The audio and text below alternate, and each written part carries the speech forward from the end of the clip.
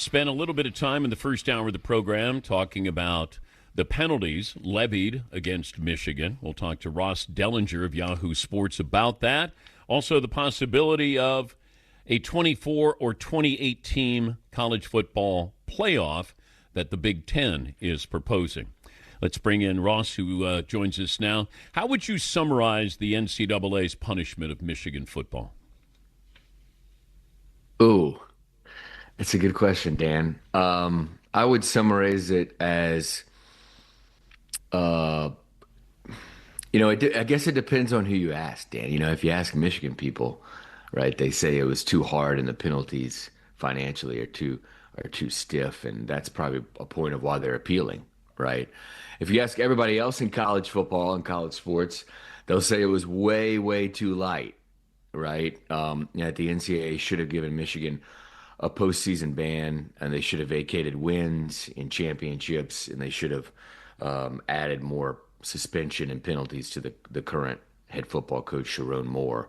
I think what the NCAA did, and they're starting to move away from the vacated wins, right? They're starting to move away from postseason bans because it penalizes sort of innocent players that are currently on the team and future players that will be on the team. So they're kind of moving away from that. So they're just substituting these financial penalties, for the postseason ban. And if you look at the full penalties, the cumulative penalties, financial penalties, it's going to be over $30 million and probably as much as $37 million. I mean, that is a historic penalty that you just never seen anything like it.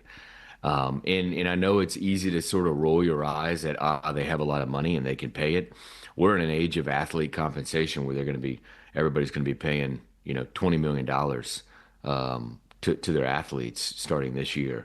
So I don't think it's anything necessarily to roll the eyes at. I think it was a pretty significant penalty, but it's probably not what most people believed that they deserved. And I'll say one more thing about that, Dan, is that if the NCAA, which was tipped off in October 2023, in the middle of that season, that 2023 season was tipped off to this sign stealing, took a few days to start to really vet it, realized it was real, and then alerted the Big Ten, who then suspended Jim Harbaugh those 3 games.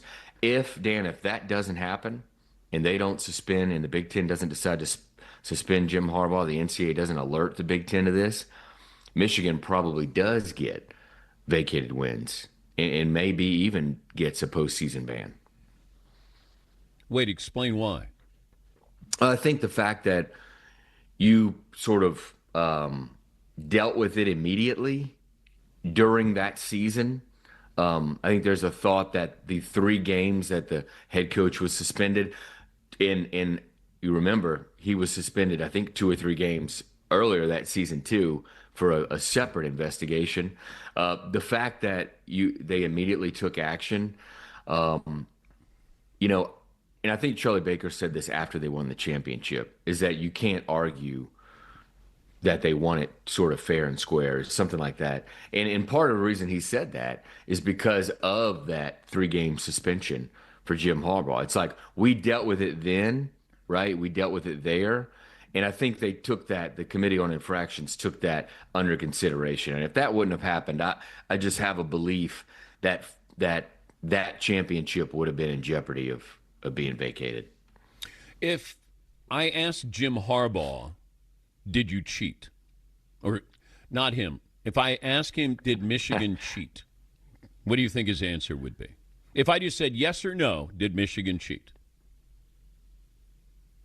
I can't imagine Jim Harbaugh acknowledging in any way that the University of Michigan cheated, or that he cheated, or that anybody on his staff cheated. You know, Michigan, as well as Jim Harbaugh, I'm sure, continues to contend that they really received not much of a advantage from the sign stealing and the advanced scouting, and that it shouldn't have been illegal, and that it should be legal to go scout your opponents. And many times, Michigan administrators and coaches have come to me and said, "Look, you know, years ago, this rule was almost changed to permit schools to do it, but it's sort of a cost containment issue."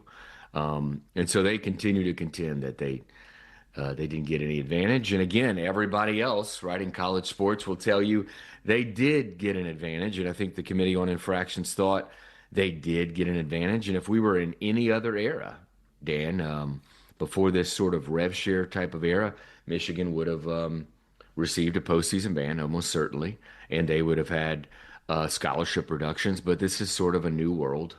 And so they decided not to do that and go instead with the financial penalties. Okay, Jim Harbaugh has a 10-year show cause, which means he can't come back and coach in college, correct? If it's now, that seems like a really harsh punishment for him if he goes back, but he's not going back. My question, though, would be if he was still there, what would his punishment be if this is his punishment and he's not there, Ross? Yeah, Norman Bay, who's the chief, he was like the chairman, I think, of the Committee on Infractions. He gave a press conference last week after the ruling, and he was asked exactly that, basically. He was asked what would have happened if Jim Harbaugh was still the head coach. What would the penalties have been? And there was like literally, Dan, there was like an 8-second pause, and he just stared at the camera, and you could see the wheels turning. Like, oh boy, what do I say here? Finally, he really sort of danced around the question of, it's a hypothetical. We're not going to get into that, but fairly clearly, the penalties would have been a lot more severe if Jim Harbaugh was Michigan's coach. There's no doubt about it that it would have been a lot more severe. I mean, I say that they have sort of stopped doing the postseason ban. But if Jim Harbaugh was still coach of Michigan, if there wasn't going to be a postseason ban, there was going to be some kind of like season worth of suspensions for him. Talking to Ross Dellenger, Yahoo Sports senior college football reporter. I saw the story floated by the Big Ten, or the Big Ten has an idea for playoff expansion, 24 or 28 teams, and we're looking at the Big Ten and the SEC, that they would get half the field, and then you would have the ACC and Big 12. They get 5 bids, and then you would have 2 automatic bids for the non-Power 4 conferences and 2 at-large teams. So that escalated quickly. That we're talking about this. Now I know we're headed towards this.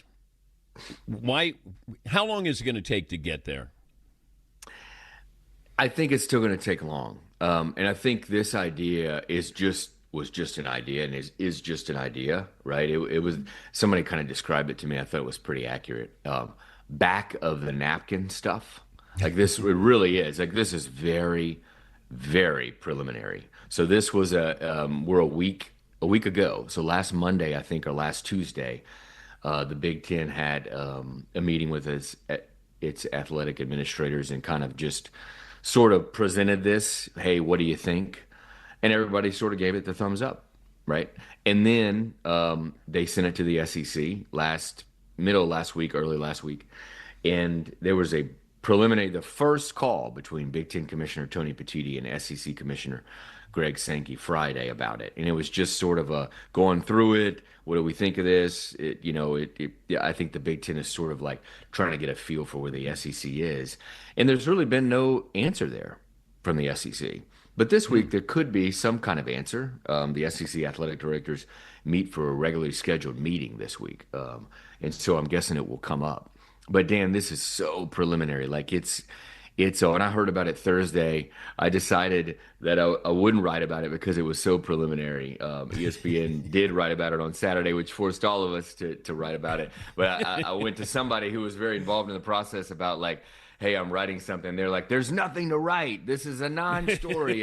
It's just starting. We haven't even gotten to the first step of it. And they are right. I mean, this is very preliminary. So I think we're still a ways away. But Dan, I think we always knew when college football went from 2 to 4, and certainly when it went from 4 to 12, we knew this was inevitably it was going to go to at least 16.